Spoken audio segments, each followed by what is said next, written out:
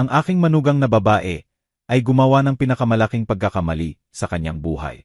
Isang oras ang nakalipas, natanggap ko ang isang text message na nagsasabi, "Hiniram ko ang iyong lumang singsing para sa party, Lola. Sana ay hindi mo masama." Sumagot ako ng may ngiti, "Mag-enjoy ka, mahal."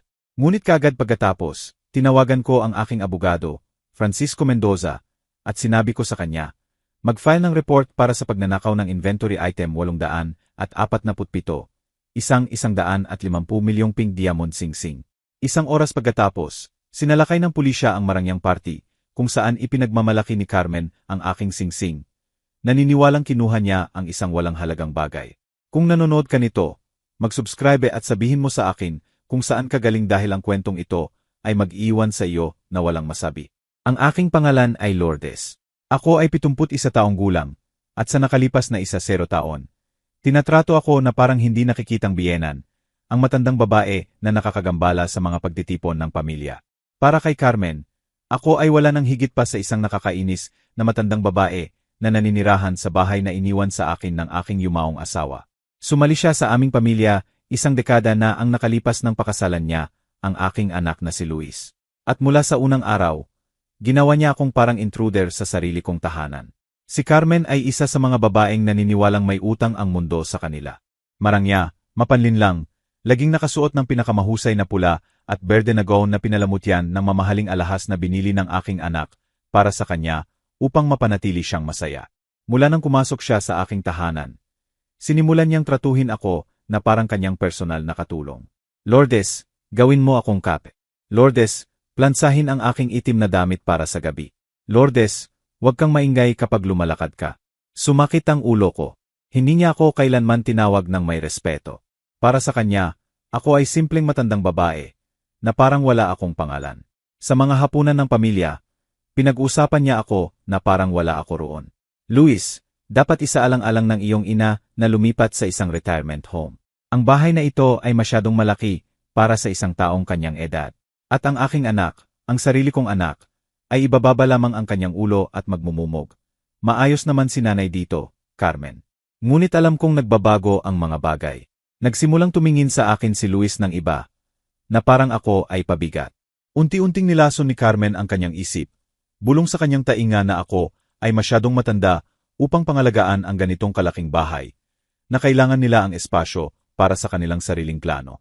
May malalaking pangarap siya na gawing personal na opisina ang aking sala. Nabaguhin ang hardin na aming inalagaan ng aking asawa sa loob ng 40 taon na maging modernong lugar ng libangan. Sa loob ng maraming taon, tiniis ko ang kanyang mga kahihiyan ng tahimik. Kapag dumadating ang mga panauhin, ipinakikilala ako ni Carmen bilang ina ni Luis, hindi kailanman bilang may-ari ng bahay. Kapag nagho-host siya ng mga party, kailangan kong magtago sa aking silid dahil, ayon sa kanya, ang mga matatanda ay nakakagawa ng kakulangan sa iba. May mga gabi na umiiyak ako ng tahimik. Nagtataka kung paano ako naging hindi nakikita sa tahanan na itinayo ko ng may labis na pag-ibig. Ang hindi kailanman nalaman ni Carmen, ang hindi nalaman ng sinuman sa aking pamilya, ay nainiwan sa akin ng aking yumaong asawa na si Mario nang higit pa sa bahay na ito. Sa aming huling taon na magkasama, lihim na nangongolekta si Mario ng mahahalagang likhang sining, alahas, at antigong bagay. Alam niyang maingat ako, na hindi ako nagpapakita ng kayamanan, at nagtitiwala siyang alam ko kung paano pangasiwaan ang kanyang pamana kapag dumating ang oras. Sa isang lihim na safe na nakatago sa likod ng isang painting sa aking silid, iningatan niya ang isang koleksyon na nagkakahalaga ng higit sa 750 milyon. Kabilang sa mga iyon ay ang singsing na kakahiramin ni Carmen. Isang 5 karat na pink diamond singsing na dinisenyo ng isang French na alahasero noong 1920 na nagkakahalaga ng 150 milyon. Para sa sinumang hindi pamilyar sa alahas, maaring mukhang simpleng marangyang antigong singsing ito. Ngunit para sa mga eksperto, ito ay isang obra maestra. Ngayon, may mahalagang charity gala si Carmen. Isa sa mga marangyang pagtitipon kung saan ipinapakita ng mga asawa na negosyante ang kanilang pinakamahusay na damit at nagpapaligsahan kung sino ang may pinakakahangahangang alahas. Sa loob ng mga linggo, narinig ko siyang nagreklamo na wala siyang perpektong accessory para sa kanyang gintong damit. Siya ay nagbubuklat ng mga katalogo ng alahas, nagbubuntong hininga dahil ang mga piraso na gusto niya ay masyadong mahal, kahit para sa malaking budget na ibinibigay sa kanya ni Luis. Ngayong umaga, Habang dinidiligan ko ang mga halaman sa hardin, nakita ko siyang pumasok sa aking silid ng walang pahintulot. Hindi ito ang unang pagkakataon na sumilip siya sa aking mga gamit. Ngunit iba ang pagkakataong ito. Pinanood ko siyang buksan ang aking kahon ng alahas. Ang maliit na kahoy na dibdib kung saan iningatan ko ang ilang hindi gaanong mahalagang piraso. At dumapo ang kanyang mga mata sa pink diamond singsing. Kinuha niya ito, sinuri laban sa liwanag, at nakita ko ang mapanghamak na ngiti na lagi niyang suot kapag naniniwalang nakahanap siya ng bagay na maaari niyang gamitin. Isang oras pagkatapos, natanggap ko ang text message na iyon. Hiniram ko ang iyong lumang singsing para sa party, Lola. Sana ay hindi mo masama. Wala man lang siyang kagandahang loob na humingi muna ng pahintulot. Kinuha niya lamang ito, ipinapalagay na lahat ng akin ay nasa kanyang disposisyon. Na ako ay masyadong matanda at walang halaga upang magkaroon ng anumang tunay na halaga. Nang basahin ko ang mensaheng iyon, may nagbago sa loob ko.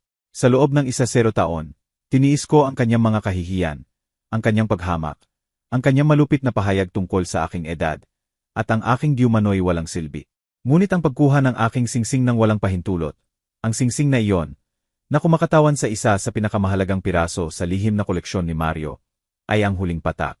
Umupo ako sa aking upuan sa hardin na tinitingnan ang mensahe sa aking telepono. At sa unang pagkakataon sa maraming taon, tunay akong ngumiti. Mag-enjoy ka, mahal, sumagot ako.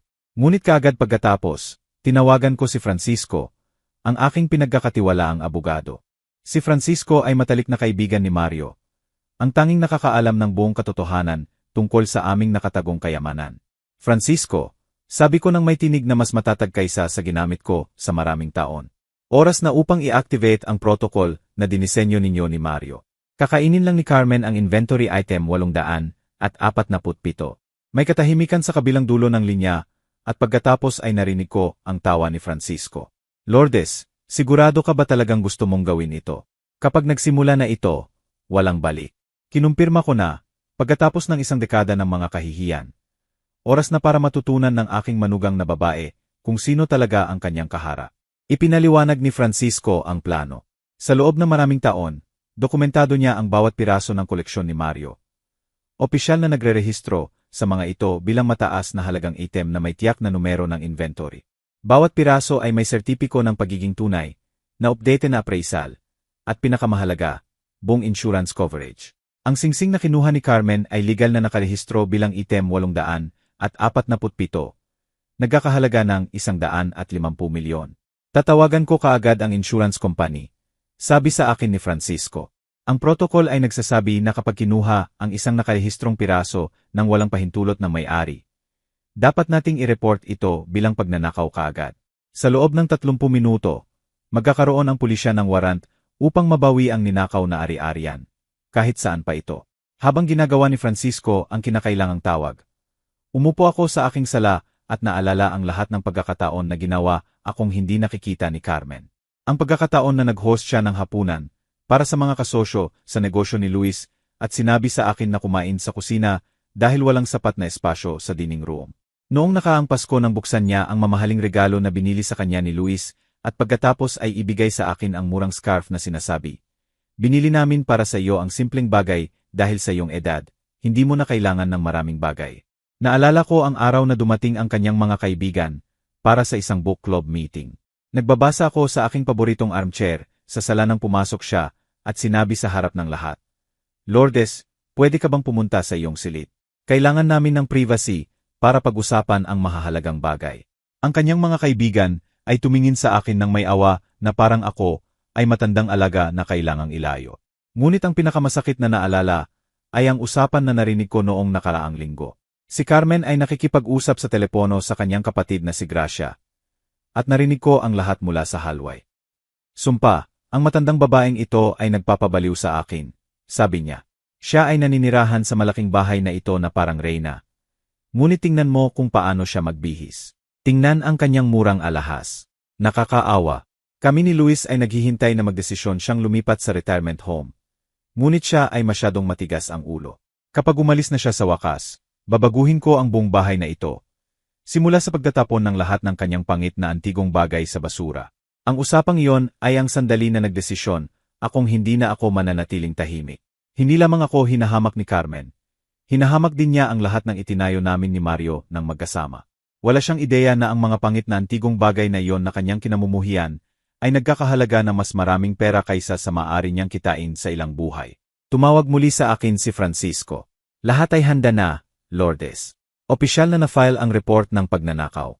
Ang singsing ay nakalista bilang ninakaw na ari-arian na nagkakahalaga ng 150 milyon. Ibinigay ko sa pulisya ang address ng hotel kung saan ginaganap ang charity gala. May utos sila na mabawi kaagad ang ninakaw na ari-arian. At ano ang mangyayari kay Carmen? Tanong ko. Sabi ni Francisco Lourdes technically, siya ay nag-commit ng grand larceny. Pinag-usapan natin ang 150 milyon. Ayon sa batas, maaari siyang harapin ng ilang taon sa bilangguan. Ngunit ikaw ang biktima. Kaya, maaari mong desisyunan kung gusto mong magsampa ng criminal charges o simpleng mabawi ang iyong ari-arian. Sinabi ko sa kanya na gusto kong pag-isipan ito. Sa ngayon, gusto ko lamang makita ang mukha ni Carmen kapag na-realize niyang lubos niyang minamaliit ang walang silbing matandang babae na kanyang kinamumuhian. Isang oras pagkatapos kong mag-file ng report, tumunog ang aking telepono. Ito ay si Luis at siya ay tunog na ganap na natataranta. Nanay, ano ang nangyayari? Kakasalakay lang ng pulisya sa party ni Carmen. Sinasabi nilang ninakaw niya ang 150 milyong singsing. Ito ay dapat na isang malaking pagkakamali. Ito ay hindi pagkakamali, anak. Sumagot ako ng mahinahon. Ang iyong asawa ay kumuha ng isang napakahalagang piraso mula sa koleksyon ng iyong ama nang walang pahintulot. Ang singsing na iyon ay nagkakahalaga ng eksaktong 150 milyon at wala siyang karapatan na kunin ito. Anong koleksyon? Ano ang iyong pinag-uusapan? Walang anumang nagkakahalaga ng 150 milyon si tatay. Nanay, kailangan mong tawagan ang pulisya at sabihin sa kanila na ito ay isang maling pag-unawa. Hindi ka panipaniwala. Ang sarili kong anak ay hindi man lang nakakaalam ng katotohanan tungkol sa kayamanan na naipon ng kanyang ama. Si Mario ay napakaingat upang panatilihing lihim ang kanyang mga investment at koleksyon. Kahit kay Luis. Gusto niyang protektahan ang aming pamilya mula sa mga panganib na dala ng nakikitang kayamanan. Mga kidnapper, manloloko, malalayong kamag-anak na lumilitaw na humihingi ng pera. Luis, sabi ko, maraming bagay na hindi mo alam tungkol sa iyong ama at tungkol sa akin. Ang iyong asawa ay kakagawa lamang ng isang napakaseryosong pagkakamali. At haharapin niya ang mga konsekwensya ng mag-isa. Nanay, nababaliw ka ba? Si Carmen ay umiyak. Tinatrato nila siyang parang kriminal. Ang kanyang mga kaibigan ay nagre-record ng lahat gamit ang kanilang mga telepono. Nasira ang kanyang reputasyon. Ang kanyang reputasyon. Ulit ko. Ano naman ang tungkol sa 10 taon na tiniis ko, ang pagtrato niya sa akin na parang basura sa sarili kong tahanan? Ano naman ang lahat ng pagkakataon na hinamak niya ako sa harap ng mga tao? Ano naman ang usapang iyon kung saan sinabi niya sa kanyang kapatid na ako ay nakakaawa? Si Luis ay nanahimik. Alam niyang eksakto kung anong usapan ang aking tinutukoy dahil narinig din niya ito at wala siyang ginawa upang ipagtanggol ako. Nanay, please, sabi niya sa wakas. Si Carmen ay maaring mahirap minsan, ngunit hindi niya deserve na makulong dahil sa isang maling pag-unawa.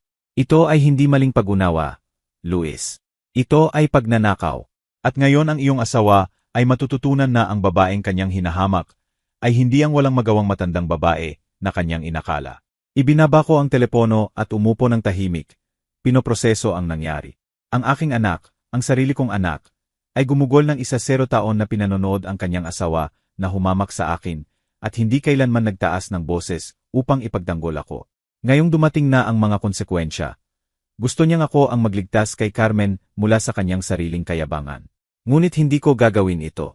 Sa unang pagkakataon sa isang dekada, hindi ako magiging ang hindi nakikitang babae na tiniis ang lahat ng tahimik. 20 minuto pagkatapos, dumating si Francisco sa aking bahay na kasama si Pablo. Isang private detective na kanyang katrabaho sa maraming taon. Si Pablo ay isang lalaki sa kanyang 50s, marangya at profesional, na espesyalista sa mga kaso ng pandaraya at pagnanakaw ng likhang sining. Lourdes. Sabi sa akin ni Francisco, si Pablo ay lihim na nag-iimbestiga kay Carmen sa nakalipas na 6 na buwan. Mula nang banggitin mo ang iyong hinala tungkol sa kanyang mga aktibidad. Nagulat ako. Anong hinala? Hindi ko sinabi sa iyo na hinala ko si Carmen. Ngumiti si Francisco. Naalala mo ba ang usapan natin noong Disyembre nang banggitin mo na ang ilang maliit mong piraso ay inilipat at napansin mo na ang iyong kahon ng alahas ay inilipat ng ilang beses. Naalala ko. Akala ko ito ay aking imahinasyon, ang pagkalimot ng katandaan. Hindi yon mga oversight, Lourdes. Nagdesisyon akong mag-imbestiga ng lihim. At ang nadiskubre ni Pablo ay lumalampas ng malayo sa singsing ngayon. Binuksan ni Pablo ang isang folder na puno ng mga larawan at dokumento. Ginang Lourdes, ang iyong manugang na babae ay nagbebenta ng mga piraso mula sa iyong koleksyon ng halos 2 taon. Maliit na bagay sa una. Antigong brooch, hikaw na perlas, kwintas na pilak, mga bagay na maaari mong isipin na nawala o inilagay sa iba pang lugar. Bumilis ang tibok ng aking puso. Nadokumento namin ang hindi bababa sa 12 iba't ibang benta sa mga pawn shop at antigong tindahan sa lungsod. Ang kabuuang halaga ng kanyang binenta ay humigit kumulang 2.25 milyon. Hindi ako makapaniwala sa aking naririnig. Hindi lamang ako hinahamak at tinatrato ni Carmen na parang hindi nakikita. Siya rin ay nananakaw sa akin ng maraming taon. Ngunit paano? Paano niya nalaman kung aling mga piraso ang kukunin nang hindi ko napapansin? Siya ay matalino, patuloy ni Pablo. Kinukuha lamang niya ang mga piraso na bihira mong suotin o na nakaimbak sa ilalim ng iyong mga drawer. Maliwanag na siya ay mentally na nagkakatalogo ng lahat ng iyong alahas sa maraming taon. Tinutukoy kung alin ang maaari niyang kunin nang hindi mo kaagad napapansin ang kawalan. Bukod pa rito, may ebidensya kami na kinukuhanan niya ng larawan ang lahat ng iyong mahahalagang gamit. Marahil upang suriin kung ano pa ang maaari niyang ibenta sa hinahara. Idinagdag ni Francisco, si Pablo ay may recording ni Carmen sa 3 iba't ibang pawn shop, kung saan malinaw na nagsisinungaling siya tungkol sa pinagmulan ng alahas. Sa isang recording, sinasabi niyang ito ay mga pamana mula sa kanyang yumaong lola. Sa isa pa, sinasabi niyang ibinigay sa kanya ng kanyang asawa. Ngunit kailangan niya ng mabilis na pera para sa medical emergency. Nadama ko ang halo ng galit at pagtataksil na hindi ko pa naranasan. Sa loob ng 2 taon, habang nararamdaman kong may kasalanan ako sa paggawala ng aking mga gamit, habang inaakala kong nabigo ang aking memorya, si Carmen ay sistematikong nananakaw sa akin at pagkatapos ay nagsisinungaling upang ibenta ang aking mga gamit. Mas masahol pa, siya ay nagpaplano na nanakawan ako ng mas malawak. Lihim na kinukuhanan ng larawan ang aking koleksyon. May higit pa, sabi ni Pablo, habang binubuklat ang susunod na pahina ng file. Ang kanyang pattern ng paggastos ay hindi tumutugma sa kita na opisyal na mayroon sila ni iyong anak. Sa huling 2 taon, bumili si Carmen ng higit sa 1.5 milyong halaga ng damit. Nagbayad para sa mamahaling treatment, marangyang bakasyon, at madalas na pumupunta sa mataas na antas na restaurant.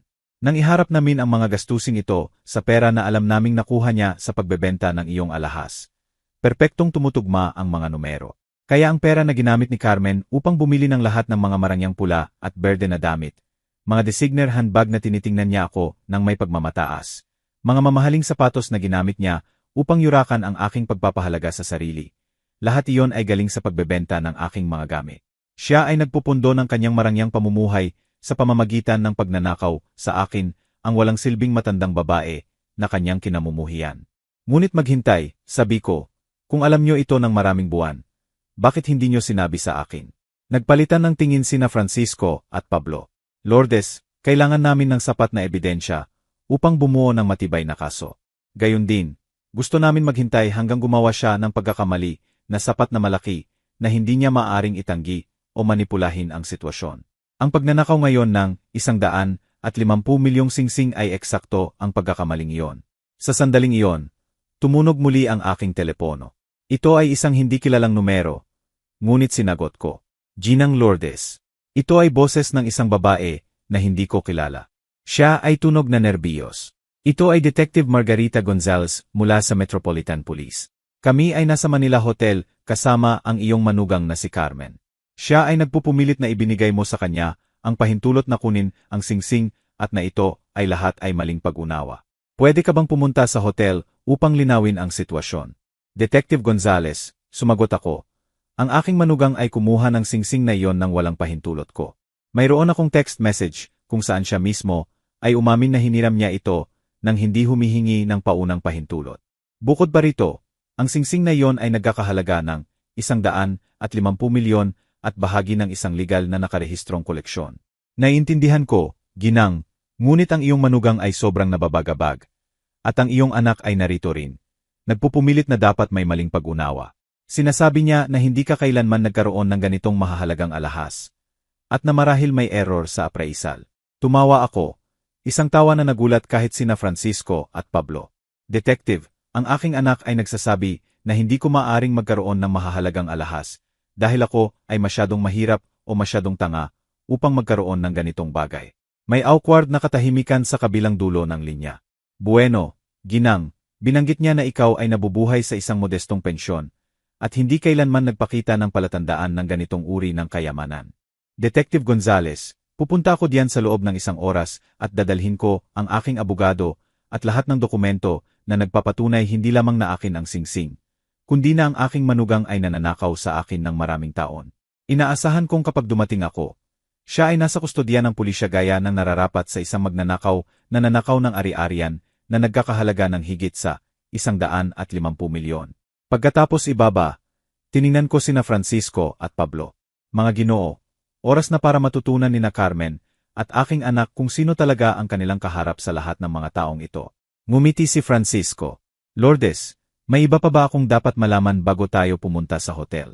Nadiskubre ni Pablo na si Carmen ay nakikipag-usap sa isang art appraiser na nagngangalang Marco, na ipinapakita sa kanya ang mga larawan ng ilang piraso mula sa iyong koleksyon. Maliwanag na nagpaplano siya ng mas malaking pagnanakaw.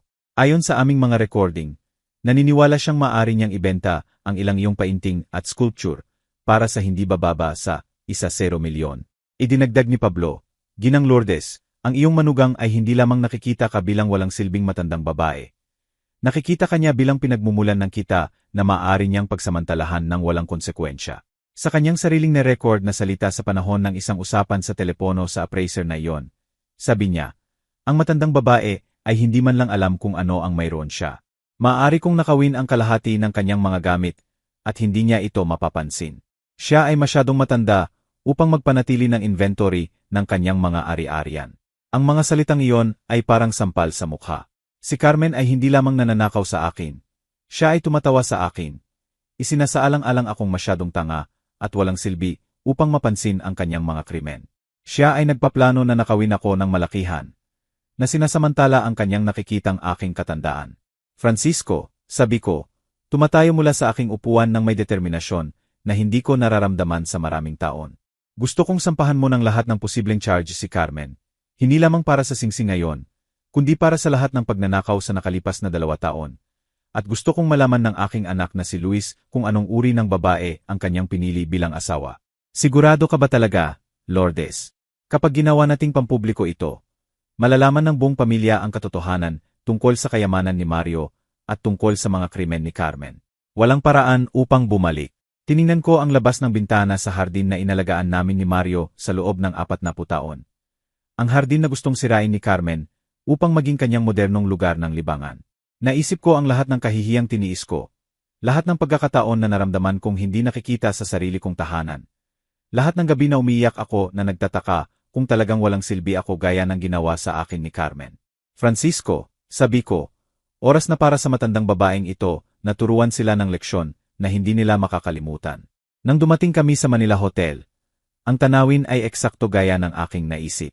May hindi bababa sa 5 police cruiser sa entrance, mga lokal na reporter na dumating, naakit ng drama, at mga grupo ng mga panauhin ng charity gala na umaalis sa hotel na nagbubulungan at nagtuturo. Ito ay ang uri ng eskandalo na maalala na mataas na lipunan ng aming lungsod sa maraming taon. Nang pumasok ako sa lobby, kaagad kong nakita si Carmen. Siya ay nakaupo sa isang leather sofa na napapaligiran ng 3 pulis. At sa unang pagkakataon sa 10 taon, hindi siya mukhang marangyang, kontroladong babae na lagi niyang naging. Ang kanyang perpektong makiyup ay puno ng luha.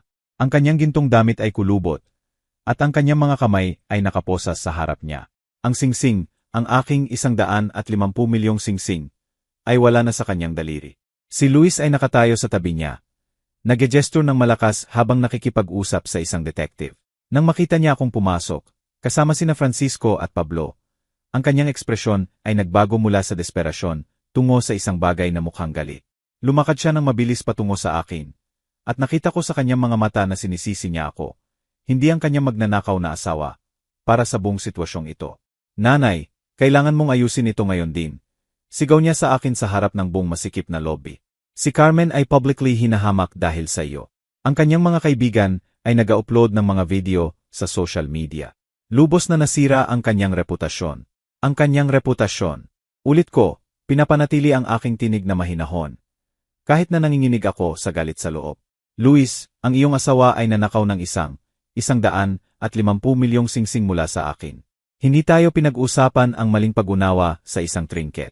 Pinag-usapan natin ang isang seryosong krimen. Ngunit nanay, hindi mo kailanman sinabi sa amin na mayroon kang ganitong halaga. Kung nalaman namin, hindi ito nangyari. Naisip ni Carmen na ito ay simpleng lumang walang halagang singsing. Humakbang si Francisco at ibinigay kay Luis ang isang makapal na folder. Ginoong. Luis, narito ang lahat ng dokumento na nagpapatunay sa halaga ng singsing kasama ang sertipiko ng pagiging tunay at insurance policies. Ang iyong asawa ay hindi nanakaw ng walang halagang lumang singsing. Nanakaw niya ang isang makasaysayang piraso ng alahas na nagkakahalaga ng 150 milyon. Binuksan ni Luis ang folder at sinimulang suriin ang mga dokumento. Pinanood ko habang unti-unting nagbago ang kanyang ekspresyon mula sa hindi paniniwala tungo sa ganap na pagkabigla. Ito ay hindi maaring totoo. Si tatay ay talagang may mga bagay na ito. Bakit hindi mo kailanman sinabi sa amin? Dahil alam ng iyong ama na mas mabuti na panatilihing pribado ang aming kayamanan. Ipinaliwanag ko. At nakikita kung paano nanakaw sa akin ng iyong asawa sa loob ng 2 taon. Mukhang tama siya. Nananakaw sa iyo sa loob ng 2 taon. Ano ang iyong pinag-uusapan? Humakbang si Pablo at ipinakita kay Luis ang kumpletong file tungkol kay Carmen. Ang mga larawan niya sa pawn shop, ang mga recording kung saan nagsisinungaling siya tungkol sa pinagmulan ng aking alahas, ang mga resibo ng benta, lahat ay naroon. Ang iyong asawa, Ginoong Luis, ay sistematikong nagbebenta ng mga gamit ng iyong ina sa nakalipas na 2 taon. Nadokumento namin ang mga pagnanakaw na nagkakahalaga ng 2.25 milyon. Si Luis ay walang masabi habang sinisiyasat ang ebidensya. Nakita ko ang kanyang mundo na gumuho sa harap ng kanyang mga mata. Ang babaeng kanyang pinakasalan, ang babae na pinayagan niyang tratuhin akong parang basura sa isang dekada, ay isang magnanakaw na nagsasamantala sa kanyang sariling ina. Sa sandaling iyon, lumapit sa amin si Detective Gonzales. Ginang Lourdes, kailangan kong opisyal na kumpirmahin ang ilang detalye. Ibinigay mo ba ang pahintulot sa iyong manugang na kunin ang singsing na pinag-uusapan? Talagang hindi. Sumagot ako ng matatag. Mayroon akong text message dito kung saan siya mismo umamin na hiniram niya ito nang walang pahintulot ko. Sa aking mundo, ang pagkuha ng bagay ng walang pahintulot ay tinatawag na pagnanakaw. At maaari mo bang kumpirmahin na ang singsing ay legal na sa iyo? Humalo si Francisco. Detective, narito ang lahat ng legal na dokumento. Ang singsing ay binili ng yumaong asawa ni Ginang Lourdes noong 1,975. Ito ay nakarehistro sa kanyang testamento. Ito ay insured para sa buong halaga nito. At bahagi ito ng opisyal na inventory ng pamana na natanggap ni Ginang Lourdes. Sinuri ng detective ang mga dokumento at tumango. Lahat ay mukhang maayos. Ginang Lourdes, gusto mo ba na magsampa ng criminal charges laban sa iyong manugang? Bago ako makasagot, sumigaw si Carmen mula sa kanyang upuan. Lourdes, please. Ito ay simpleng maling pag-unawa. Alam mo, hindi ko kailanman sinasadyang saktan ka. Lagi kitang tinatrato ng may respeto. Dahan-dahan akong lumingon sa kanya. Sa unang pagkakataon sa 10 taon, si Carmen ay nagsasalita sa akin ng may desperasyon sa halip na paghamak. Sa unang pagkakataon, kailangan niya ako sa halip na tratuhin akong parang hindi nakikita. Respeto, tanong ko, lumalakad patungo sa kung saan siya nakaupo. Tinatawag mo bang respeto ang 10 taon ng mga kahihiyan? Tinatawag mo bang respeto ang pagsabi sa akin na kumain sa kusina kapag dumadating ang mga panauhin? Tinatawag mo bang respeto ang pagnanakaw sa akin sa loob ng 2 taon at pagkatapos ay tawagin akong matanda? Ang kanyang mga mata ay puno ng panik. Nanakaw sa iyo. Hindi ako kailanman nanakaw ng anumang bagay mula sa iyo. Ito ang unang pagkakataon na kinuha ko ang isang bagay mo. Lumapit si Pablo at ipinakita sa kanya ang mga larawan niya sa pawn shop. Ginang Carmen, mayroon kaming photographic at video na ebidensya na nagbebenta ka ng mga gamit ng iyong biyenan sa hindi bababa sa 12 iba't ibang okasyon sa nakalipas na 2 taon. Ang mukha ni Carmen ay ganap na namutla. Tiningnan niya ang mga larawan, pagkatapos sa akin, pagkatapos kay Luis, desperadong naghahanap ng paliwanag na makakapagligtas sa kanya. Iyon ay simpleng maliit na piraso na akala ko ay hindi mo na ginagamit, mumog niya. Hindi ko naisip na mapapansin mo. Akala ko nakalimutan mo na sila. At iyon ba ang nagbibigay sa iyo ng karapatan na nakawin sila? Tanong ko. At magsinungaling sa pawn shop na sinasabi na iyon ay mga pamana mula sa iyong lola. Si Luis ay tumingin sa kanya ng may takot. Carmen, ginawa mo ba talaga iyon? Nanakaw mo ba talaga ang mga gamit ng aking ina ng maraming taon? Si Carmen ay nagsimulang umiyak ng mas malakas. Luis, alam mo kung gaano tayo nangangailangan ng ekstra na pera. Alam mo, ang iyong sweldo ay hindi sapat para sa pamumuhay na gusto natin. At siya ay may napakaraming bagay. Akala ko hindi niya mapapansin ang ilang maliit na piraso na nawawala. Ngunit hindi yon sa iyo upang kunin. Sigaw ni Luis. Iyon ay sa aking ina, at pinaniwala mo ako na nawawala ang kanyang memorya kapag tinatanong niya ang kanyang mga gamit. Noon ko na-realize kung ano talaga ang nangyayari. Si Carmen ay hindi lamang nananakaw sa akin. Siya ay nagmamanipula kay Luis na maniwala na ako ay nagkakaroon ng dementia. Bawat beses na binabanggit ko na hindi ko makita ang isang bagay, bubulong siya kay Luis na normal para sa mga matatanda na mawala ang kanilang mga gamit at makalimutan kung saan nila inilagay. Detective Gonzales, sabi ko, nararamdaman ang isang kakaiba at makapangyarihang kalmado. Gusto kong sampahan ng lahat ng posibleng charge ang aking manugang, hindi lamang para sa singsing ngayon, kundi para sa lahat ng pagnanakaw na kanyang ginawa sa nakalipas na 2 taon. Hindi, sigaw ni Carmen. Please, Lourdes, maaari kong ibalik ang lahat. Maaari kong bayaran ka. Huwag mong gawin ito sa akin.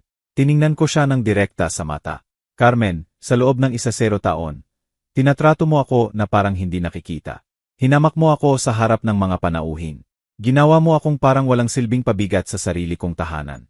Sa loob ng 2 taon, nanakaw ka sa akin habang pinaniwala mo ako na nawawala ang aking memorya. At ngayong dumating na ang konsekwensya, gusto mong magkaroon ako ng awa sa iyo. Ngunit hindi ko naisip na ganito kaseryoso. Hindi ko naisip na mayroon kang ganitong mahahalagang bagay. Kung nalaman kong may mahahalagang bagay ako, ano ang mas nanakaw mo sa akin? Pinahintulutan ko siyang iproseso ang tanong na iyon sandali. Carmen, ang problema ay hindi mo alam ang halaga ng ninakaw mo. Ang problema ay nanakaw ka sa akin. Ang problema ay nasa loob ng 1 dekada, tinatrato mo ako na parang basura. Lumapit si Francisco sa detective. Detective Gonzales, gusto rin namin magsampa ng charges para sa iba pang na dokumento na pagnanakaw. Mayroon kaming sapat na ebidensya upang iproseso ang hindi bababa sa 12 karagdagang kaso ng pagnanakaw. Tumango ang detective. Naiintindihan, Ginang Carmen. Ikaw ay under arrest para sa grand larceny sa unang antas, maraming bilang ng petty theft, at pandaraya. May karapatan kang manahimik. Habang binabasa ng detective kay Carmen ang kanyang Miranda rights, tiningnan ko ang aking anak na si Luis. Siya ay nakatayo roon na pinanonood ang kanyang asawa na opisyal na inaaresto. Sa wakas na naiintindihan na ang babaeng kanyang pinakasalan ay isang kriminal na nagsasamantala sa kanyang sariling ina ng maraming taon. Nanay, sabi niya ng may sirang tinig. Ako ay hindi alam ang alinman nito. Kailangan mong maniwala sa akin, Luis, sumagot ako. Marahil hindi mo alam ang mga pagnanakaw. Ngunit alam mo kung paano ako tinatrato ni Carmen. Nakita mo ang bawat kahihiyan, bawat insulto, bawat sandali. Ginawa niya akong parang estranghero sa sarili kong tahanan. At wala kang sinabi. Ibaba ni Luis ang kanyang ulo, hindi makatingin sa akin sa mata. Alam niyang tama ako. Sa loob ng 10 taon, siya ay naging tahimik na kasabwat sa pagtrato ng kanyang asawa sa akin. At pinili niya ang madaling landas na walang sabihin. Hindi harapin, hindi ipagtanggol ang sarili niyang ina. Ngayong lumabas na ang katotohanan, sa wakas naiintindihan niya ang presyo ng kanyang katahimikan. Nanay, mumog niya, akala ko kayong dalawa ay sa wakas makakahanap ng paraan upang magkasundo. Akala ko kung hindi ako makikialam, maayos ang mga bagay ng mag-isa. Ang mga bagay ay hindi maayos ng mag-isa. Luis, sumagot ako. Lalo na kapag ang isang tao ay sistematikong inaabuso ang isa pa. Ang iyong asawa ay hindi lamang walang respeto sa akin sa loob ng 1 dekada. Nanakaw siya sa akin, nagmanipula sa akin, at naglano na nakawin pa. At inakala mong maayos iyon ng mag-isa. Habang nagsasalita ako kay Luis, nakikita ko na ilang panauhin mula sa charity gala ay nagre-record ng tanawin gamit ang kanilang mga telepono. Ang kwento ng milyonaryong matandang ina na nahuli ang kanyang magnanakaw na manugang na may 150 milyong singsing ay magpapalibot sa social media bago matapos ang gabi. Para kay Carmen, na bumuo ng buong social identity niya sa paligid ng kanyang imahe bilang marangya at respetadong asawa. Ito ay mas masahol pa sa bilangguan. Tinapos ni Detective Gonzales ang pagbasa ng Miranda rights at sinimulang samahan si Carmen patungo sa exit. Ngunit bago nila maabot ang pinto, lumingon si Carmen sa akin ng may ekspresyon na hindi ko pa nakikita noon. Purong desperadong galit. Lourdes, hindi mo naiintindihan kung ano ang kakagawa mo lamang. Sigaw niya sa akin. Nasira ang aking buhay. Ang aking mga kaibigan, ang aking reputasyon, lahat ay nawasak. At bakit? Para sa isang tangang singsing na hindi mo man lang sinusuot. Hindi, sumagot ako ng mahinahon. Para sa 10 taon ng mga pagnanakaw, kahihiyan, at maltreatment, ang singsing ngayon ay simpleng huling patak. Ngunit binigyan kita ng pamilya, patuloy niyang sigaw. Binigyan kita ng mga apo na hindi mo kailanman nagkaroon. Kami ni Luis ay binigyan ka ng layunin sa iyong katandaan. Iyon ang pinakawalang saysay na pahayag na narinig ko sa maraming taon. Carmen, hindi mo ako binigyan ng pamilya. Ginawa mong estranghero ang aking pamilya na tinatrato ako na parang pabigat. At tungkol sa mga apo, kayong dalawa ay nagdesisyon na huwag magkaanak, naalala mo. Sabi mo ang mga bata ay masisira ang iyong figura at makakaistorbo sa iyong karera. Si Luis ay mukhang lalong hindi komportable sa bawat salitang lumalabas sa bibig ng kanyang asawa. Sa tingin ko ay sa wakas nakikita niya si Carmen gaya ng talaga siya. Mapanlinlang, makasarili, at ganap na handang magsinungaling kapag dumating na ang konsekwensya ng kanyang mga aksyon. Lourdes! Sigaw ni Carmen habang sinusubukan ng detective na paandarin siya. Kung itutuloy mo ito, mawawala sa iyo ang iyong anak magpakailanman. Hindi ka kailanman patawarin ni Luis sa pagsira sa kanyang kasal. Tiningnan ko si Luis. Siya ay nakatayo roon na pinanonood ang kanyang asawa na gumagawa ng mga banta, habang siya ay inaaresto dahil sa pagnanakaw mula sa kanyang sariling ina. Luis, sabi ko, ganyan ba ang iyong nararamdaman? Sa tingin mo ba na sinira ko ang iyong kasal? Si Luis ay nanahimik ng mahabang sandali. Pinoproseso ang lahat na kanyang nadiskubre sa huling 2 oras. Ang kanyang asawa ay hindi ang marangyang at sopistikadong babae na inakala niyang nakuha niya. Siya ay isang magnanakaw na nagsasamantala sa kanyang matandang ina ng maraming taon, habang nagmamanipula sa kanya na maniwala na ang pagkalimot ng kanyang ina ay tanda ng katandaan. Hindi, nanay, sabi niya sa wakas. Ang aking kasal ay nasira sa sandaling nagdesisyon si Carmen na nakawin sa iyo sa unang pagkakataon. Hindi ko lang na-realize hanggang ngayon. Si Carmen ay walang masabi sa unang pagkakataon. Umaasa siya kay Luis na sisihin ako sa kanyang mga problema, gaya ng ginawa niya ng maraming beses noon.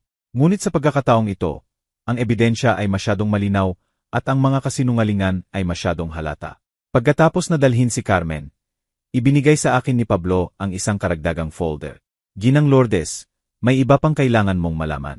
Sa aming investigasyon, nadiskubre namin na si Carmen ay nakikipag-ugnayan sa isang abogado na espesyalista sa testamento at pamana. Maliwanag na nagre-research siya ng legal na paraan upang hamunin ang testamento ng iyong asawa kung ikaw ay mamatay. Si Luis ay mukhang lalong may sakit. Ano ang ibig sabihin nito? Ibig sabihin, ipinaliwanag ni Francisco na ang iyong asawa ay hindi lamang nananakaw sa kanyang ina sa kasalukuyan.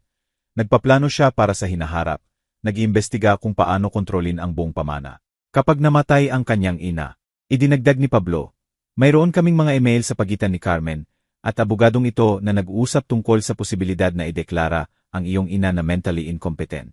Ang plano ay ipakita na mayroon kang dementya at sa makatuwid ay kulang sa legal na kapasidad upang pamahalaan ang iyong pananalapi o ari-arian.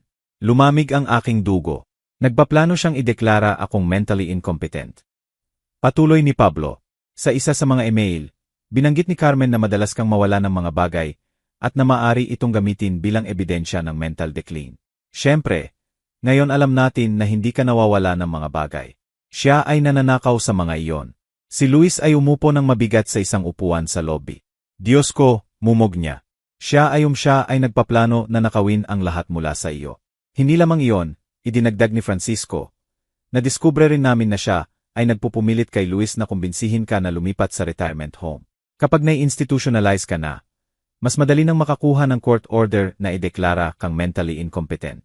Naalala ko ang lahat ng usapan kung saan subli na sinasabi ni Carmen na ako ay masyadong matanda upang mabuhay mag-isa, na kailangan ko ng propesyonal na pangangalaga, na ako ay magiging mas masaya sa isang lugar na dinisenyo para sa mga taong aking edad. Ito ay hindi tunay na pag-aalala. Ito ay isang kalkuladong estratehiya upang sakupin ang aking kayamanan. Ginang Lourdes. Sabi ni Pablo, ang iyong manugang ay mas mapanganib kaysa sa una nating inakala. Hindi tayo pinag-usapan ang isang babae na impulsively na kumuha ng ilang alahas. Pinag-usapan natin ang isang taong nag-develop ng long-term na plano upang nakawin ang iyong buong pamana at ay deklara kang mentally incompetent upang legal na bigyang katwiran ito. Itinaas ni Luis ang kanyang ulo at tiningnan ako ng may luha sa mata. Nanay, ako ay hindi kailanman naghinala ng alinman nito. Nang banggitin ni Carmen ang retirement home, akala ko ito ay dahil talagang nag-alala siya sa iyong kapakanan. Luis, sabi ko, umuupo sa tabi niya, ang iyong asawa ay nagmanipula sa iyo gaya ng kanyang nagmanipula sa akin. Alam niya eksakto kung ano ang sasabihin upang maniwala ka na mabuti ang kanyang intensyon. Isinara ni Francisco ang kanyang folder at tiningnan ako ng seryoso. Lourdes, sa lahat ng ebidensyang ito, ang district attorney ay marahil mag-offer kay Carmen ng plea bargain. Depende sa kung paano natin hawakan ito. Maari siyang harapin ng sa pagitan ng 5 at 15 taon sa bilangguan. At ano naman ang tungkol sa pera na kanyang ninakaw na? Tanong ko. Karamihan sa mga piraso na kanyang binenta ay binili ng pribadong mga kolektor. Ipinaliwanag ni Pablo.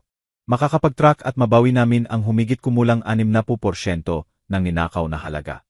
Ang natitira ay marahil ginastos na sa kanyang marangyang pamumuhay. Bumuntong hininga ng malalim si Luis. Nanay, ano ang mangyayari ngayon? Ano ang mangyayari sa akin? Ano ang mangyayari sa ating pamilya? Ito ay isang mabuting tanong. Sa loob ng 2 oras, ang aking pamilya ay ganap na nabago. Ang aking manugang ay inaresto at haharap sa maraming taon sa bilangguan. Ang aking anak ay sa wakas naiintindihan na siya ay nakaasawa ng isang kriminal na naglano na nakawin ang lahat mula sa akin. At ako, ang matandang babae na hindi nakikita sa loob ng 10 taon, ay biglang sentro ng pansin. Luis, sabi ko, hawak ang kanyang kamay. Ano ang mangyayari ngayon ay kailangan mong desisyunan kung anong uri ng lalaki ang gusto mong maging. Sa loob ng 10 taon, ikaw ay naging tahimik na kasabwat sa maltreatment ng iyong asawa sa akin. Ngayon alam mo na ang katotohanan tungkol sa kung sino talaga siya. Ang tanong ay, ano ang iyong gagawin sa impormasyong iyon? Nanay, gusto kong itama ang mga bagay sa iyo. Gusto kong magbayad para sa lahat ng taon na hindi kita ipinagtanggol. Ang pagbabayad ay hindi tungkol sa pera, Luis. Ito ay tungkol sa respeto. Ito ay tungkol sa hindi na muling pagpayag na tratuhin ako ng sinuman parang hindi nakikita sa sarili kong tahanan. Tumango si Luis. Ako ay maaring manatili sa iyo ngayong gabi. Hindi ko gustong mag-isa sa bahay pagkatapos ng lahat ng ito. Sa unang pagkakataon sa 10 taon, ang aking anak ay humihingi ng isang bagay mula sa akin sa halip na hilingin na ako ang mag-adjust sa mga pangangailangan ng kanyang asawa. Siyempre, maaari kang manatili, Luis, ngunit bukas kailangan nating mag-usap ng seryoso tungkol sa kung paano tayo magre-rebuild ng ating relasyon. Habang umaalis kami sa hotel, nakikita ko na ang kwento ay lumalabas na sa lokal na balita. Milyonaryong matandang ina na huli ang magnanakaw na manugang na may 150 milyong singsing. Sa susunod na araw, ang buong lungsod ay malalaman na si Lourdes, ang hindi nakikitang matandang babae, ay lumabas na isang babae na may higit na kapangyarihan kaysa sa inakala ng sinuman. Kinabukasan, nagising ako na may ibang pakiramdam. Sa unang pagkakataon sa 10 taon, nagising ako sa sarili kong bahay nang hindi nararamdaman na intruder sa sarili kong tahanan. Si Luis ay natulog sa kanyang lumang silid, at nang bumaba ako para sa almusal, nakita ko siyang nasa kusina na gumagawa ng kape. Ito ay ang unang pagkakataon sa isang dekada na may gumawa ng isang bagay para sa akin sa sarili kong kusina sa halip na asahan na ako ang magsisilbi sa lahat. Magandang umaga, nanay, sabi niya. At may ibang bagay sa kanyang tinik. Respeto. Isang tahimik na paumanhin sa bawat salita. Magandang umaga, anak. Umupo ako sa mesa kung saan ako nag-almusal kasama si Mario sa loob ng 40 taon. Ang mesa kung saan ginawa akong parang hindi inaasahang panauhin ni Carmen ng matagal. Inilagay ni Luis ang isang tasa ng kape sa harap ko at umupo sa kabilang panig. Nanay, hindi ako makatulog kagabi. Iniisip ko ang lahat ng pagkakataon na tinatrato ka ni Carmen ng masama at wala akong sinabi. Naalala ko ang lahat ng pagkakataon na binanggit mo na hindi mo makita ang isang bagay at inakala kong iyon ay iyong memorya. Luis, pinutol ko ng mahina. Hindi mo kailangang pausahan ang sarili mo dahil sa pagiging manipulahin. Si Carmen ay napakatalino. Alam niya eksakto kung paano ipresenta ang mga bagay upang mukhang nag-alala siya sa aking kapakanan habang nananakaw siya sa akin. Ngunit ako ang iyong anak. Dapat ako ay nasa iyong panig. Dapat kong nakita ang mga palatandaan. Kumuha ako ng isang higop ng kape at tiningnan siya ng direkta. Ang mahalaga ngayon ay kung ano ang iyong gagawin sa hinaharap. Ang tanong ay, susubukan mo bang iligtas ang iyong kasal sa isang babae na naglano na nakawin ang lahat mula sa akin at ay deklara akong mentally incompetent? Si Luis ay nanahimik ng mahabang sandali. Nakita ko ang internal na pakikibaka sa kanyang mukha. Siya ay nakaasawa kay Carmen ng 10 taon. Sa kabila ng lahat na kanyang nadiskubre, siya pa rin ang kanyang asawa. Sa sandaling iyon, tumunog ang telepono. Ito ay si Francisco. Lourdes, may mahalagang balita ako. Gusto ng district attorney na makipagkita sa iyo ngayong umaga. Maliwanag na ang kaso ni Carmen ay mas malaki kaysa sa una nating inakala. Mas malaki pa ano? Sinuri nila ang kanyang bahay kagabi at nakita ang isang lihim na silid sa basement. Lourdes, ang iyong manugang ay hindi lamang nananakaw sa iyo. Siya ay nagpapatakbo ng isang antigong pagnanakaw at resal operation na kinabibilangan ng ilang mayayamang pamilya sa lungsod. Bumilis ang tibok ng aking puso. Ano ang iyong ibig sabihin? Nakita nila ang higit sa 50 piraso ng likhang sining at alahas na hindi sa kanya o kay Luis. Maliwanag na ginagamit niya ang kanyang access sa mataas na lipunan na social events upang tukuyin ang mga target at pagkatapos ay organisahin ang mas komplikadong pagnanakaw. Ang iyong bahay ay hindi lamang ang kanyang target. Ito ay kanyang base ng operasyon. Si Luis ay namutla. Sinasabi mo ba na ang aming bahay ay naging sentro ng isang kriminal na operasyon ng maraming taon? Patuloy ni Francisco. May higit pa. Nakita nila ang liham na nagpapahiwatig na si Carmen ay nagbebenta ng impormasyon sa propesyonal na mga magnanakaw. Plano ng bahay, schedule ng pamilya, impormasyon tungkol sa security system. Ang Yenny ay kasali na ngayon dahil maliwanag na ang operasyon na ito ay lumalampas sa hangganan ng rehiyon. Hindi ako makapaniwala sa aking naririnig. Ang babaeng nakikihati sa aking mesa ng 10 taon, na natutulog sa ilalim ng aking bubong, na kumakain ng aking pagkain, ay hindi lamang nananakaw sa akin. Siya ay nagpapatakbo ng kriminal na negosyo mula sa sarili kong tahanan. Francisco, ano ang ibig sabihin nito para kay Luis? Maaari ba siyang ituring na kasabwat? Ang Yenny ay gugustuhin na tanungin siya. Siyempre.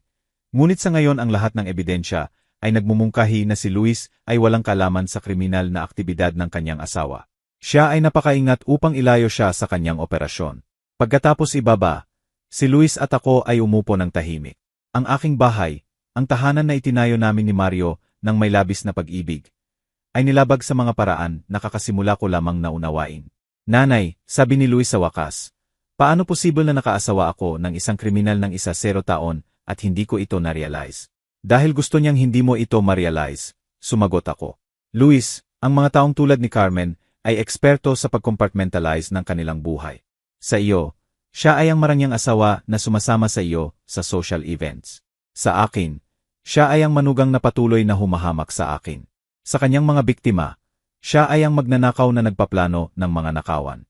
Pinanatili niyang ganap na hiwalay ang bawat aspeto ng kanyang buhay. Isang oras pagkatapos, dumating si Francisco na kasama ang 2 ahente ng Yenny. Si Ahente Carla Bautista at Ahente Miguel Santos ay nagpakilala at ipinaliwanag na ang kaso ni Carmen ay bahagi na ngayon ng federal na investigasyon sa isang ring ng pagnanakaw ng likhang sining at antigong bagay na nagpapatakbo ng maraming taon. Ginang Lourdes, sabi ni Ahente Bautista, naniniwala kami na ang iyong manugang ay ginagamit ang iyong bahay bilang command center nang hindi bababa sa 3 taon. Natukoy namin ang koneksyon sa mga pagnanakaw sa 6 na iba't ibang rehiyon. Idinagdag ni Ahente Santos, ang nagpapahanga sa kasong ito ay na nag-develop si Carmen ng napakasopistikadong pamamaraan. Sa halip na simpleng pagnakaw sa random na mga bahay, siya ay nagkultivete ng social relationships sa mayayamang pamilya. Nag-aral ng kanilang mga tahanan sa panahon ng social events, at pagkatapos ay ibinenta ang impormasyong iyon sa propesyonal na mga magnanakaw. Ngunit paano niya nagawang panatilihing lihim ang lahat ng ito? Tanong ni Luis. Ang iyong asawa ay napakatalino, ipinaliwanag ni Ahente Bautista. Hindi siya kailanman direktang sumali sa pisikal na mga nakawan. Ang kanyang role ay bilang taga-kolekta ng impormasyon at fasilitator. Siya ay dumadalo sa charity events, marangyang hapunan, pagbubukas ng art gallery, at nagme-memorize ng mga detalye tungkol sa iba pang pamilyang tahanan at ari-arian. Ipinakita ni Ahente Santos ang isang folder na puno ng mga larawan. Nakita namin ang daan-daang larawan na lihim niyang kinuha sa panahon ng social events. Mga larawan ng painting, sculpture, alahas na isinusuot ng iba pang mga babae. Kahit mga larawan ng security system at layout ng bahay. Tiningnan ko ang mga larawan at nakilala ang maraming bahay. Iyon ay mga tahanan ng mga pamilya na kilala ko. Mga babae na nakikipag-ugnayan ako sa charity events ng maraming taon. Ahente Bautista, tanong ko, ibig sabihin ba nito na iba pang mga pamilya ay nabiktima rin ni Carmen? Hindi bababa sa 12 pamilya na natukoy namin sa ngayon.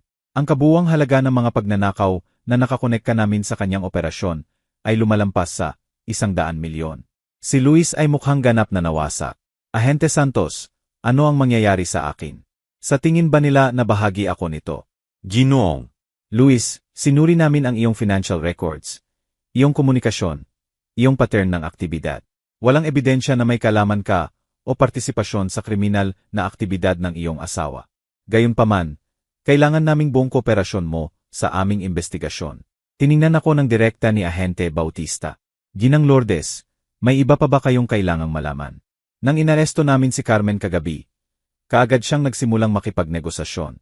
Siya ay nag-offer ng impormasyon tungkol sa buong kanyang kriminal na network bilang kapalit ng reduced sentence. Anong uri ng impormasyon?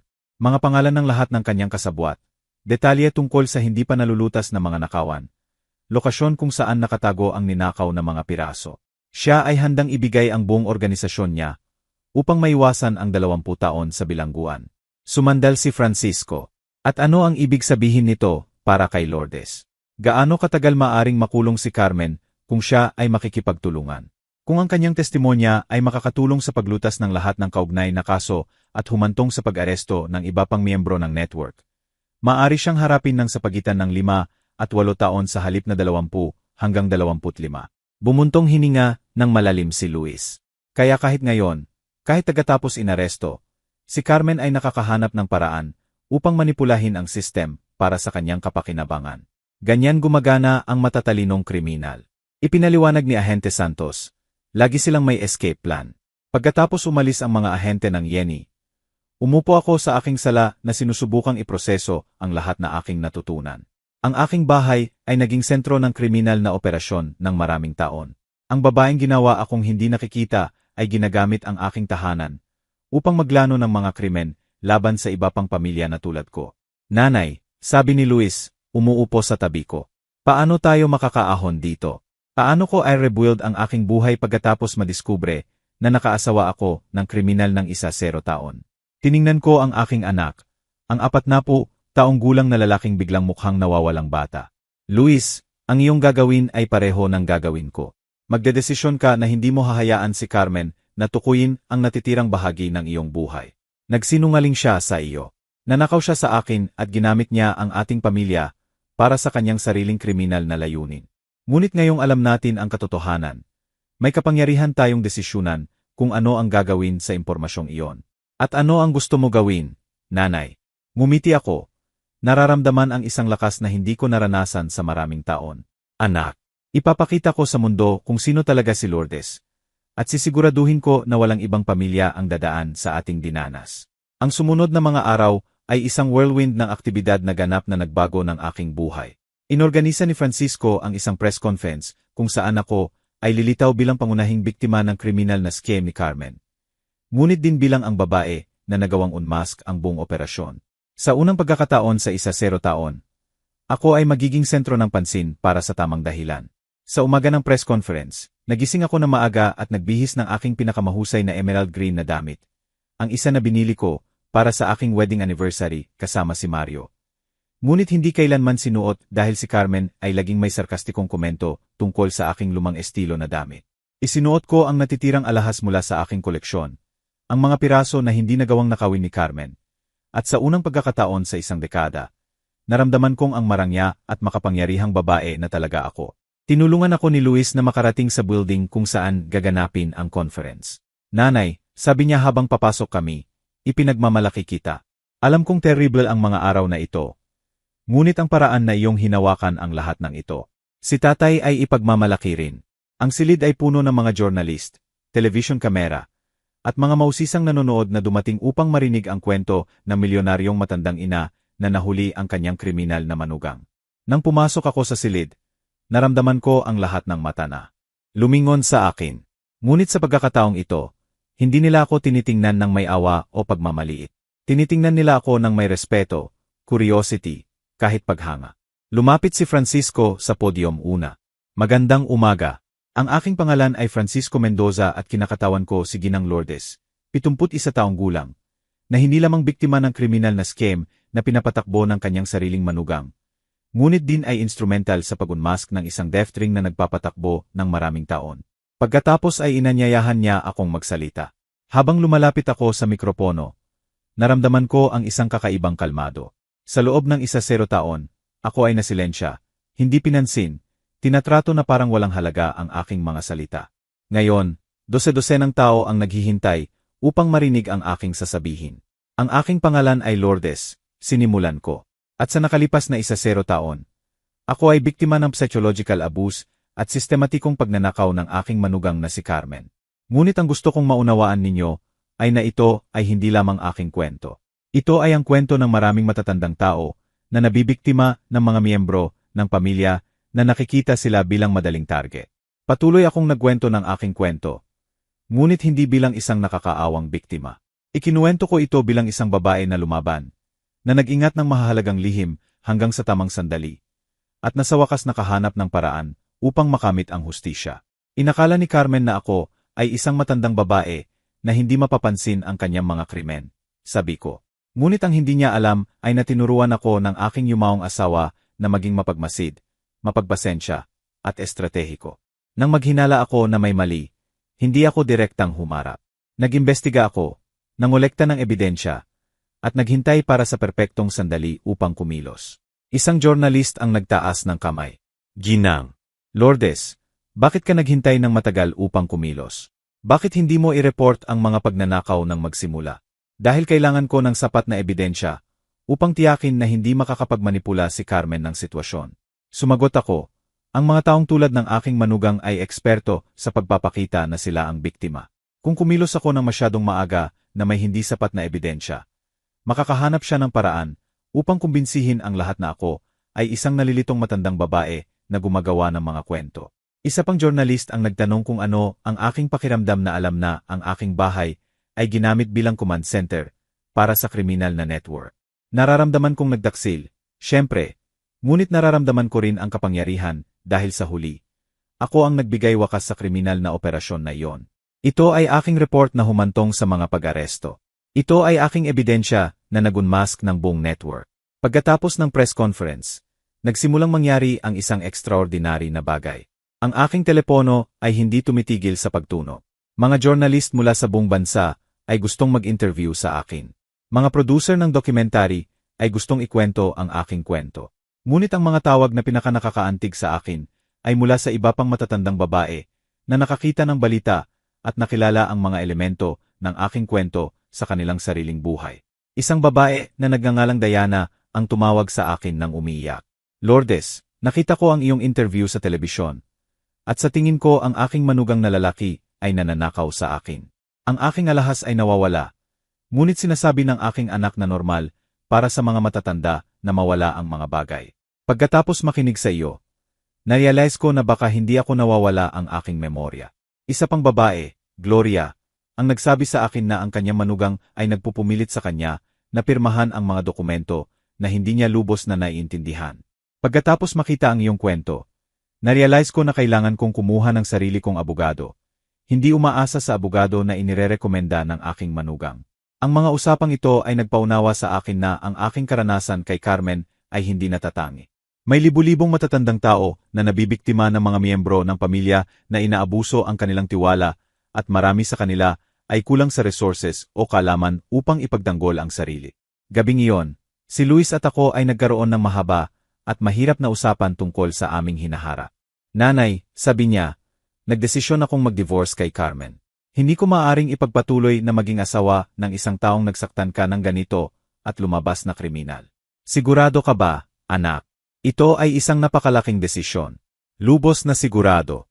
Sa loob ng 10 taon, pinili ko si Carmen kaysa sa iyo. At iyon ang pinakamalaking pagkakamali ng aking buhay. Hindi ko gagawin muli ang parehong pagkakamali. 3 araw pagkatapos, natanggap ko ang isang hindi inaasahang tawag. Ito ay isang television producer na nagngangalang Pedro na nakakita ng aking press conference. Ginang Lourdes, gusto kong magpropose ng isang bagay sa iyo. Naisip mo ba na magkaroon ng sarili mong show kung saan tinutulungan mo ang iba pang matatandang tao na maaring nabibiktima ng mga miyembro ng pamilya? Ang ideya ay nakaintriga sa akin. Anong uri ng show? Isang show kung saan maaring tawagan ng mga tao upang ikwento ang kanilang mga kwento at kung saan maari kang magbigay ng payo batay sa iyong karanasan. Maaari rin tayong magkaroon ng mga legal na eksperto at psychologist upang tumulong. Tatawagin natin itong karunungan ni Lourdes o katulad nito. Sa unang pagkakataon sa aking buhay, may nag-offer sa akin ng platform upang gamitin ang aking karanasan at kaalaman upang tumulong sa iba. Sa loob ng 71 taon, ako ay naging tapat na asawa, sakripisyong ina, hindi nakikitang biyenan. Ngayon ay may pagkakataon akong maging higit pa, isang tagapagdanggol, tagapagturo, boses para sa mga taong nasilensya tulad ko.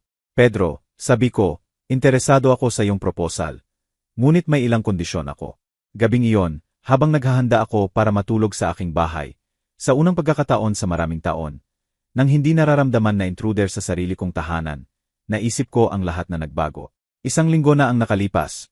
Ako ay ang hindi nakikitang matandang babae na lahat ay hindi pinapansin. Ngayon, ako ay isang pampublikong figura na ang kwento ay nagbigay inspirasyon sa daan-daang tao upang suriin ang kanilang sariling sitwasyon ng pamilya. Ang aking telepono ay nag-vibrate ng may text message. Ito ay mula kay Francisco Lourdes. Kakakuha ko lamang ng balita mula sa Yenny. Salamat sa iyong kaso at ang impormasyon na ibinibigay ni Carmen. Nagawa nilang arestuhin ang 6 pang miyembro ng kriminal na network. Ang iyong katapangan ay hindi lamang nagligtas sa iyo. Nagligtas ito ng maraming iba pang pamilya mula sa pagiging biktima. Ngumiti ako habang pinapatay ang ilaw. Si Carmen ay gumugol ng 10 taon na sinusubukang gawing hindi nakikita ako. Nakumbinsihin akong walang halaga ako. Na ako ay masyadong matanda at walang silbi upang maging mahalaga. Ngunit sa huli, ito ay ang aking lakas, aking pasensya, at aking katalinuhan na nagbigay wakas sa kanyang reign of terror. Ang walang silbing matandang babae ay lumabas na mas makapangyarihan kaysa sa inakala ng sinuman. 2 linggo pagkatapos ng press conference, ang aking buhay ay nagbago sa mga paraan na hindi ko kailanman naisip. Ang show na karunungan ni Lourdes ay naging national phenomenon. Araw-araw kami ay tumatanggap ng daan-daang tawag mula sa matatandang tao na sa wakas ay nakahanap ng katapangan upang ikwento ang kanilang mga kwento ng family abuse at pagnanakaw. Opisyal na itinatag ni Francisco ang Lourdes Foundation para sa proteksyon ng mga matatanda na may initial donation na 1 milyon mula sa aking lihim na pamana. Ito ay ironic. Ang pera na naglano na nakawin sa akin ni Carmen ay ginagamit ngayon upang protektahan ang iba pang tao mula sa mga kriminal tulad niya. Ngunit ang tunay na kasiyahan ay dumating nang tawagan ako ni Pablo, ang aking private detective, nang may extraordinary na balita. Lourdes, ang testimonya ni Carmen ay mas mahalaga kaysa sa inaasahan namin. Nagawa ng Yenny na arestuhin ang buong kriminal na network, 15 tao sa kabuuan, kabilang ang propesyonal na mga magnanakaw, ang mga korrupt na appraiser na nagpepeke ng halaga, at ang mga dealer ng likhang sining na bumibili na ninakaw na mga piraso. At ano ang mangyayari kay Carmen? Tanong ko. Narito ang kawili-wiling bahagi. Sa kabila ng kanyang kooperasyon, nagdesisyon ang hukom na ang kanyang mga krimen ay masyadong malawak para sa reduced sentence. Siya ay magsisilbi ng 12 taon sa federal prison. At kapag siya ay lumabas, kailangan niyang bayaran ang buong restitution sa lahat ng biktima. 12 taon. Si Carmen, na gumugol ng 1 dekada na ginagawa akong hindi nakikita, ay ngayon ang mawawala ng higit sa 1 dekada. Ngunit hindi doon nagtatapos ang kwento. Sa parehong hapon, natanggap ko ang isang tawag na ganap na nagulat sa akin. Lourdes, ito ay si Carmen. Bumilis ang tibok ng aking puso. Paano ka tumatawag mula sa bilangguan? Pinahintulutan nila akong gumawa ng tawag. Lourdes, kailangan kong makipag-usap sa iyo. Ito ay mahalaga. Sa loob ng 10 taon, iniiwasan ko ang direktang konfrontasyon kay Carmen. Ngunit ngayon, sa lahat ng katotohanan na nalantad at siya sa bilangguan, sa wakas may katapangan akong makinig sa kanyang sasabihin. Magsalita, Carmen. May mahabang katahimikan. At pagkatapos ay narinig ko ang isang bagay na hindi ko pa narinig noon. Si Carmen na umiiyak. Hindi ang mapanlinlang na luha na ginamit niya nang inaresto siya, kundi isang tunay, desperadong hikbi.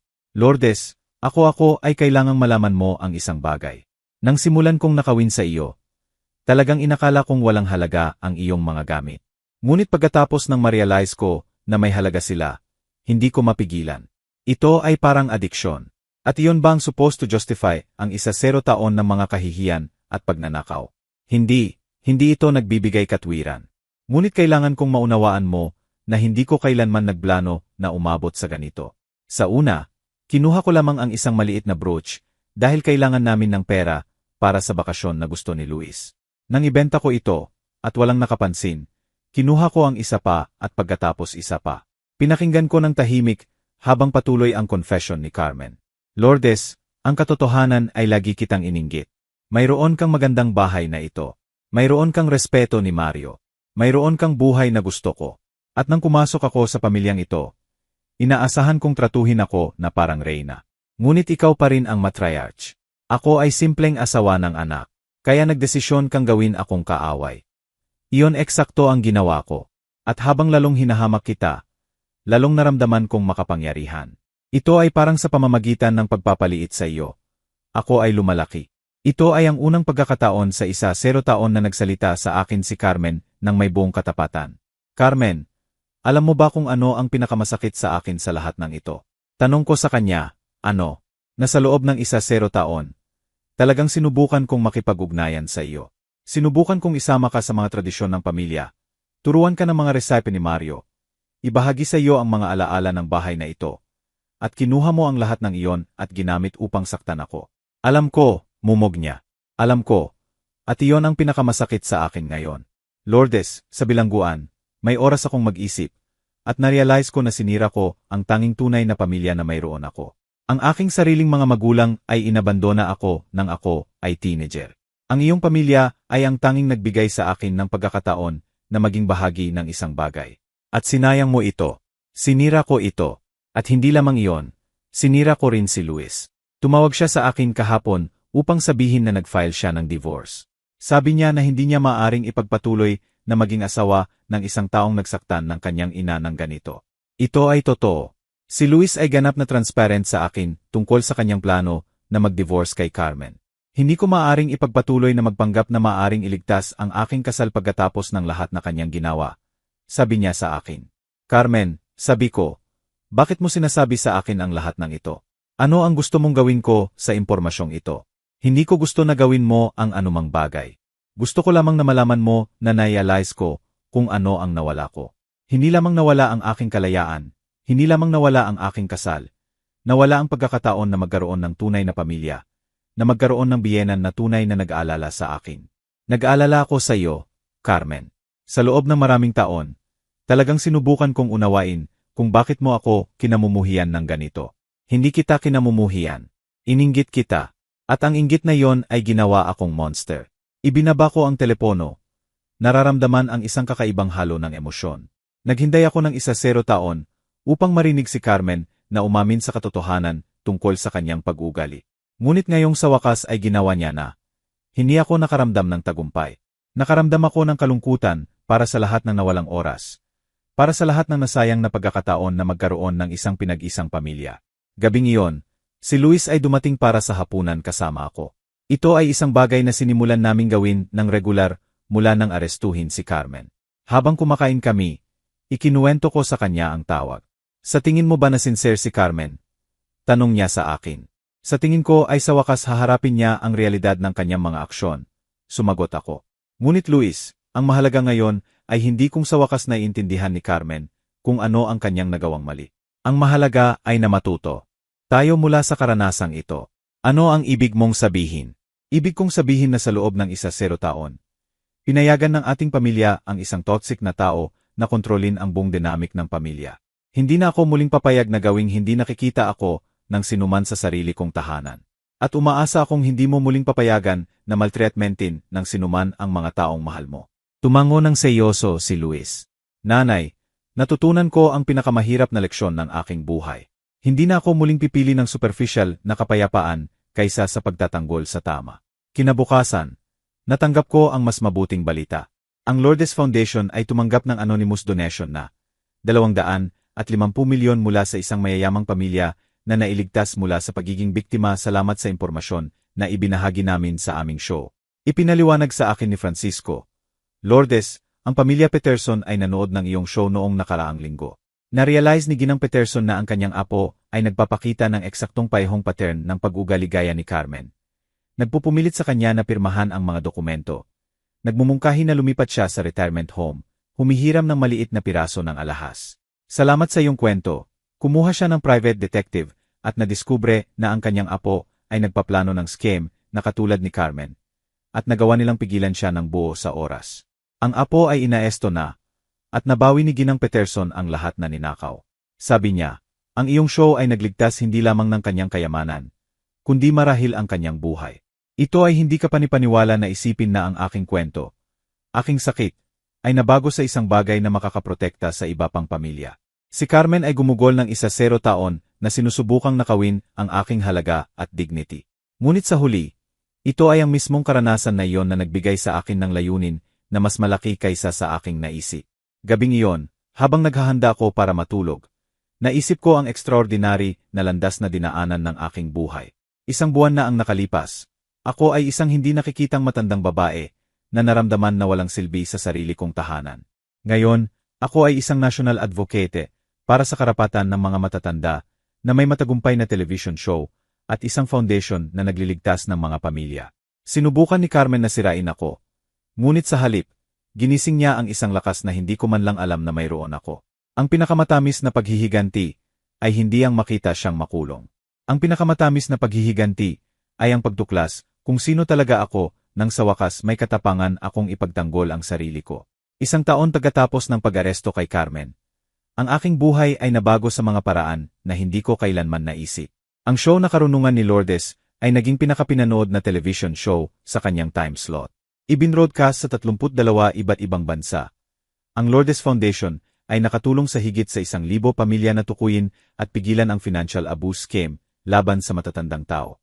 Ngunit ang pinakamahalagang pagbabago ay hindi pampubliko. Ito ay personal. Ngayong umaga, habang dinidiligan ko ang mga bulaklak sa hardin na itinanim namin ni Mario, 40 taon na ang nakalipas. Natanggap ko ang isang ganap na hindi inaasahang bisita. Dumating si Luis, kasama ang isang marangyang babae sa kanyang 40s na may kayumangging buhok at tunay na ngiti na kaagad nagpaalala sa akin ng Mario, Nanay, sabi ni Luis na malinaw na nerbiyos. Gusto kong ipakilala sa iyo ang isang napaka-espesyal na tao. Ito ay si Nika, at well, kami ay nagdedete ng nakalipas na 6 na buwan. Lumapit si Nika ng may kumpiyansa, ngunit din ng may respeto. Ginang Lourdes, narinig ko ng marami tungkol sa iyo. Ikinuwento sa akin ni Luis ang buong kwento mo, at dapat kong sabihin na ikaw ay inspirasyon sa mga babae ng lahat ng edad. Ang unang bagay na napansin ko tungkol kay Nika ay kung paano niya ako tiningnan ng may tunay na respeto. Hindi nang may pagmamaliit na natanggap ko mula kay Carmen ng maraming taon. Nang magsalita siya sa akin, direktang tinugunan niya ako. Hindi si Luis, na parang hindi ako nakikita. Nika, sabi ko, ano ang iyong iniisip tungkol sa katotohanan na ang aking anak ay nagdedate sa iyo habang siya ay technically pa rin may asawa? Namutla si Luis, ngunit ngumiti si Nika. Ginang Lourdes, pinahahalagahan ko ang iyong direktang tanong. Ikinuwento sa akin ni Luis ang buong sitwasyon kay Carmen bago kami magsimula ng date. Ang divorce papers ay na-finalize noong nakaraang linggo. Hindi ko kailanman sisimulan ang isang relasyon sa isang may asawa, kahit anong pangyayari. Nagustuhan ko ang kanyang katapatan. At ano ang iyong iniisip tungkol sa pagkakaroon ng sikat na biyenan na lumalabas sa telebisyon na nag-uusap tungkol sa mga problema ng pamilya? Tumawa si Nika ng tunay. Sa totoo lang, ipinagmamalaki ko. Kinuha mo ang isang terrible na karanasan at ginawa itong isang bagay na tumutulong sa libu-libong tao. Ito ay nangangailangan ng extraordinary na lakas. Sa sumunod na mga buwan, pinanood ko ang relasyon sa pagitan ni Luis at Nika. Ito ay ganap na iba sa kanyang kasal kay Carmen. Hinihikayat ni Nika si Luis na gumugol ng oras sa akin. Isama ko sa kanilang mga plano. Pahalagahan ang aking opinyon. Kapag nagho-host sila ng hapunan, inaanyayahan nila ako bilang matriarch ng pamilya, hindi bilang pabigat na kailangan nilang tiisin. Ang pinakapansin na pagkakaiba ay natunay na gustong makilala ako ni Nika. Nagtanong siya tungkol sa aking mga karanasan kay Mario, tungkol sa kasaysayan ng aming bahay, tungkol sa mga tradisyon ng pamilya. Sa halip na subukang palitan o burahin ang nakaraan, gusto niya maging bahagi ng continuity ng aming pamilya. Isang hapon, habang kami ni Nika ay naghahanda ng hapunan na magkasama, nagtanong siya sa akin ng isang bagay na nagulat sa akin. Ginang Lourdes, ano ang maaari kong gawin upang tiyakin na hindi ako magiging isang tulad ni Carmen? Nagbaus ako upang isipin ang kanyang tanong. Nika, si Carmen ay naging kung ano siya dahil nakikita niya ang aming pamilya bilang isang bagay na maaari niyang pagsamantalahan, hindi bilang isang bagay na maaari niyang kontribusyon. Ikaw ay iba na dahil nag-alala ka ng sapat upang magtanong ng tanong. Ngunit gusto kong maging specific. Anong mga pagugali ang dapat kong iwasan? Huwag kailanman subukang ihiwalay si Luis mula sa kanyang pamilya. Huwag kailanman magsalita na masama tungkol sa akin kapag wala ako. Huwag ipagpalagay na dahil ako ay matanda, ang aking opinyon ay hindi mahalaga. At kung may problema ka man sa akin, magsalita ng direkta sa akin. Huwag subukang manipulahin si Luis na maging iyong intermediary. Tumango ng seryoso si Nika. At mayroon ba akong maaring gawin ng proactive upang maging mabuting manugang? Kilalanin na ang bahay na ito. Ang pamilyang ito ay may kasaysayan na umiiral bago ka dumating. Erespeto ang kasaysayang iyon habang nagkokontribusyon sa paglikha ng bagong kasaysayan. At huwag kalimutan na ang pagiging bahagi ng pamilya ay nangangahulugan ng pagbibigay gaya ng pagtangga. 6 buwan pagkatapos, hiniling sa akin ni Luis na sumama sa kanya upang bumili ng engagement ring para kay Nika. Ito ay ironic. Lahat ay nagsimula sa pagnanakaw ni Carmen ng 150 milyong singsing. At ngayon tinutulungan ko ang aking anak na pumili ng singsing upang sumimbolo ng tunay na pag-ibig. Nanay, sabi niya habang sinusuri namin ang iba't ibang opsyon. Sa tingin mo ba tama ang aking desisyon? Sa tingin mo ba na kami ni Nika ay makakabuo ng isang bagay na pangmatagalan pagkatapos ng lahat na nangyari kay Carmen? Luis, ang pagkakaiba sa pagitan ni Nika at Carmen ay na nakikita ni Nika ang aming pamilya bilang isang bagay na mahalaga na gusto niyang protektahan. Nakikita ni Carmen ang aming pamilya bilang isang bagay na maaari niyang pagsamantalahan. Ang fundamental na pagkakaibang iyon ay nangangahulugan ng lahat. Ang proposal ay perpekto. Inorganisa ni Luis ang isang hapunan sa aming bahay sa dining room kung saan sa loob ng maraming taon ginawa akong parang intruder ni Carmen. Ngunit sa pagkakataong ito ako ay nakaupo sa ulo ng mesa sa aking nararapat na lugar bilang matriarch ng pamilya habang nagpopropose si Luis kay Nika. Nang sabihin ni Nika ang unang bagay na ginawa niya ay lumakad patungo sa akin at yakapin ako. Ginang Lourdes, sabi niya nang may luha sa mata. Umaasa akong maging ang manugang na nararapat sa iyo. Nika, sumagot ako, ikaw na. Ang araw ng kasal ay ang pinakamasayang pagdiriwang ng pamilya na aming nagkaroon sa higit sa 1 dekada. Nagpumilit si Nika na ang seremonya ay gaganapin sa aming hardin, na iginagalang ang pamana na itinayo namin ni Mario. Sa panahon ng seremonya, hiniling sa akin ni Luis na magsabi ng ilang salita. 2 taon na ang nakalipas, sinimulan ko. Naniniwala akong ang kwento ng aking pamilya ay natapos na sa kahihiyan at pagtataksil. Ngunit ngayon, naiintindihan ko na ang terrible na karanasan na iyon ay simpleng wakas ng isang kabanata, hindi ang wakas ng buong libro. Nika, maligayang pagdating sa isang pamilya na ngayon ay alam kung paano pahalagahan ang mutual respeto, katapatan, at tunay na pag-ibig. Pagkatapos ng kasal, habang ang mga panauhin ay nagdiriwang sa hardin, natanggap ko ang isang hindi inaasahang text message. Ito ay mula sa isang babae na nagngangalang Carla na nanood ng aking show mula sa simula. Lourdes, gusto kong malaman mo na ang iyong kwento ay nagbigay sa akin ng katapangan na i-report ang aking anak na nananakaw ng aking gamot upang ibenta ito. Salamat sa iyong halimbawa, nabawi ko ang aking dignity at aking kalusugan. Ngayon ang aking anak ay nasa rehabilitasyon, at ang aming relasyon ay naghihilom. Ang iyong katapangan ay nagbigay inspirasyon sa akin upang hanapin ang akin. Ang mga mensaheng ito ay dumadating ng regular. Mga tao mula sa buong mundo na nakahanap ng lakas upang ipagtanggol ang kanilang karapatan pagkatapos marinig ang aking kwento. Ito ay patunay na ang sakit na aking tiniis ay nabago sa isang bagay na positibo at makapangyarihan.